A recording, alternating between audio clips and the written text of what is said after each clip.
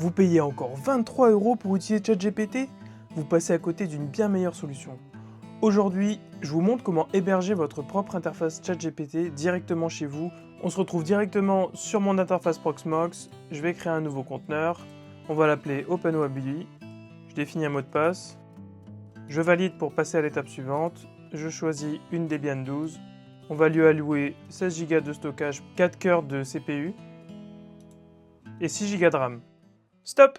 Petite pause pour rectifier une erreur. Dans la suite de la vidéo, je me suis rendu compte que la RAM et la mémoire swap étaient pleines. Donc si vous voulez héberger des modèles et de langage en local sur la machine, je vous conseille d'augmenter ces paramètres en fonction des modèles que vous comptez utiliser. Au niveau de l'adresse IP, vous pouvez mettre ce que vous voulez. Je rentre ma passerelle. Vous pouvez passer à l'étape suivante. Vous définissez votre serveur DNS si vous en avez un. On valide, on démarre après la création, on termine et la VM va démarrer. On voit que tout s'est bien passé. On se retrouve dans un terminal sur la machine. On peut lancer un apt update pour vérifier les mises à jour et un apt upgrade pour les lancer. On installe sudo. Ensuite, on installe Docker. Bien sûr, je vous mettrai un lien dans la description pour que vous puissiez installer Docker sur n'importe quelle machine. Ce tutoriel marche à la fois sur Windows, sur macOS et sur Linux. Si vous voulez installer sur Windows, je vous conseille de regarder la documentation pour installer Docker sur votre machine.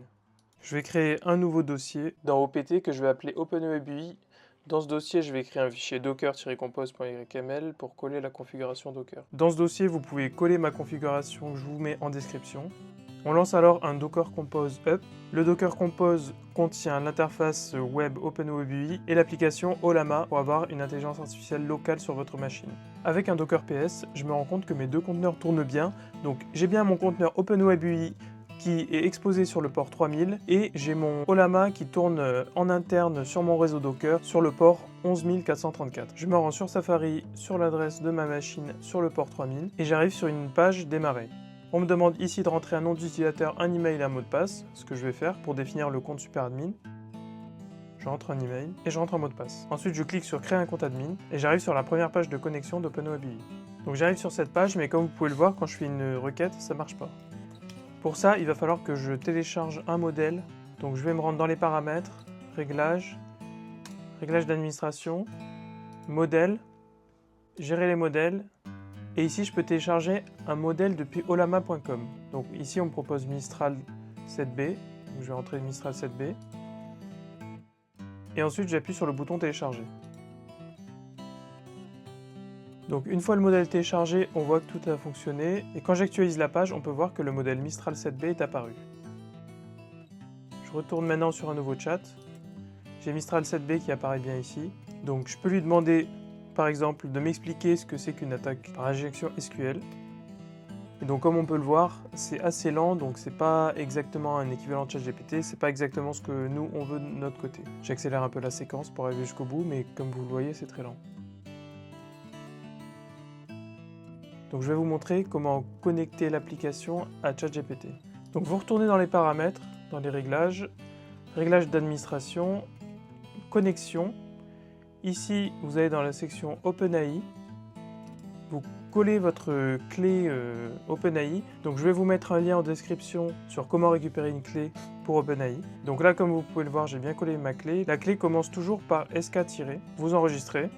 Et ensuite, quand je vais retourner dans mon menu, ici, je vais avoir tous les modèles de OpenAI qui vont apparaître. Donc je peux faire le test avec GPT-4o par exemple. Je lui formule du coup la même requête. Et là, comme vous pouvez le voir, c'est beaucoup plus rapide. Donc c'est vraiment ChatGPT derrière qui va répondre à votre question.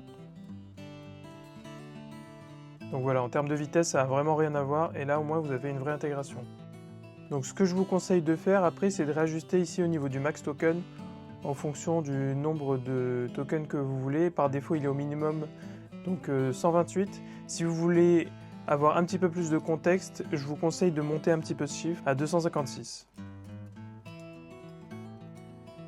Autre conseil que je peux vous donner, au niveau des réglages, si vous avez envie d'avoir la recherche web, vous pouvez ici aller dans recherche web, activer la recherche web, et vous pouvez sélectionner n'importe quel moteur, mais si vous voulez pas vous prendre la tête, vous pouvez utiliser DuckDuckGo, qui est déjà intégré, donc il n'y aura pas besoin de mettre de clé API. Sinon, vous avez SerixNG que vous pouvez héberger localement sur votre serveur. Donc pour la vidéo, je vais garder DuckDuckGo. Cliquez sur enregistrer et maintenant lorsque vous retournez sur votre interface, vous avez un nouveau bouton recherche web qui apparaît pour que l'IA puisse mettre à jour sa base de données en recherchant sur internet.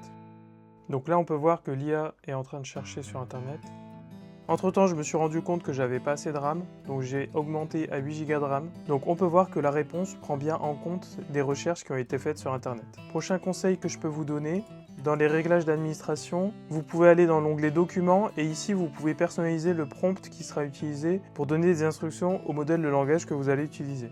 Dans l'onglet Utilisateur ici, vous allez pouvoir créer d'autres utilisateurs si vous voulez que plusieurs personnes utilisent votre application. Donc par exemple, vous pourriez inviter les personnes qui habitent chez vous ou si vous partagez votre application sur internet à d'autres personnes, vous pourrez leur créer leur compte individuel. Et bien sûr, les utilisateurs n'ont pas accès aux données les uns des autres. Donc voilà, c'est tout pour cette vidéo. J'espère que ça vous permettra de mettre en place un OpenOABI chez vous et de plus être dépendant des abonnements d'OpenAI qui sont super chers. Comme ça, au moins, vous payez à la requête et c'est beaucoup moins cher pour vous. En moyenne, en termes de dépenses, maintenant, je tourne plus autour des 3-4 € par mois.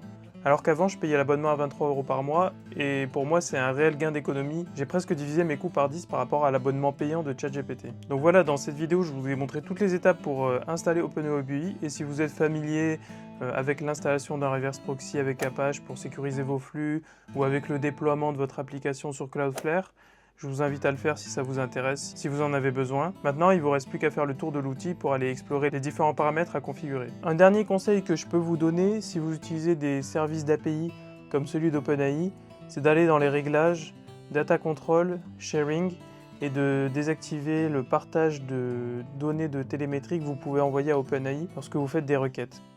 Voilà, c'est tout pour cette vidéo. J'espère que ça vous a plu. C'est seulement ma deuxième vidéo, donc n'hésitez pas à faire vos retours ou à me demander si vous voulez que je traite un sujet en particulier. Par rapport à la première vidéo, je me suis pris un petit micro, donc j'espère que ça s'entendra dans la vidéo. Pour la prochaine vidéo, en ce moment c'est l'été, donc on se retrouve dans un mois. Profitez bien de l'été pour déconnecter et bien vous reposer. Salut!